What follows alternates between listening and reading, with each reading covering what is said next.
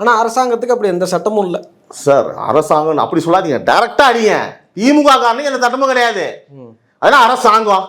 இவன் அரசாங்கமா நடத்துறான். தனிப்பட்ட முறையில் ஒரு கட்சிங்கிறது வந்து எப்படியா வேணாலும் செயல்படலாம். இதுக்கு முன்னாடி அதிமுகங்கிற ஒரு கட்சி ஆட்சியில் இருந்தது. நாம கேள்வி கேட்க வேண்டியது யாரை அப்படின்னா, இன்னைக்கு ஆட்சி பொறுப்புல யார் இருக்காங்களோ அந்த ஆட்சி பொறுப்புல இருக்கிறவங்க தான் நம்ம கேள்வி கேட்க முடியும். இன்னைக்கு ஆட்சி பொறுப்புல இருக்கிற மாநகட்ட திமுக காரங்க தான் நான் சொல்றேன். நான் என்ன சொல்றேன் அப்படின்னா, இவங்க ஆட்சியே நடத்தல. இவங்க வந்து ஒரு குடும்ப அரசியல், கார்ப்பரேட் எக்ஸாக்டா கார்ப்பரேட் தான் நடத்திட்டு இருக்காங்க. நீங்க ஆட்சியே சொல்லாதீங்க. நீங்க ஆட்சின்னு சொன்னா டென்ஷன் ஆனேன். ஆட்சின்றது ஜெயலலிதா அம்மா இருந்த போது அதிமுக நான் சப்போர்ட் கிடையாது சார். நான் ஒரு உதாரணத்தை வச்சு நான் ஜெயலலிதா அம்மா முன்வைக்கிறேன். ஜெயலலிதா அம்மா இருக்கும் போது, அம்மையார் இருக்கும் போது, மினிஸ்டர்ஸ் இருக்காங்க இல்லையா, நைட்டு துணி காலைல எந்திரிச்சு செய்தியை பார்த்தாதான் நம்மளுக்கு பதவி இன்னைக்கு இருக்குடா அப்படின்றது உறுதியா இருக்கும் ஒவ்வொரு மினிஸ்டர்ஸுக்கும். ஏன்னா அவங்க பதவி எப்போ பறிப்பாங்கன்னு அவங்களுக்கே தெரியாது சார். மினிஸ்டர்ஸுக்கு அட்மினிஸ்ட்ரேஷன் அப்படி இருக்கணும். தவறு பண்ணா உடனே மாத்தணும்.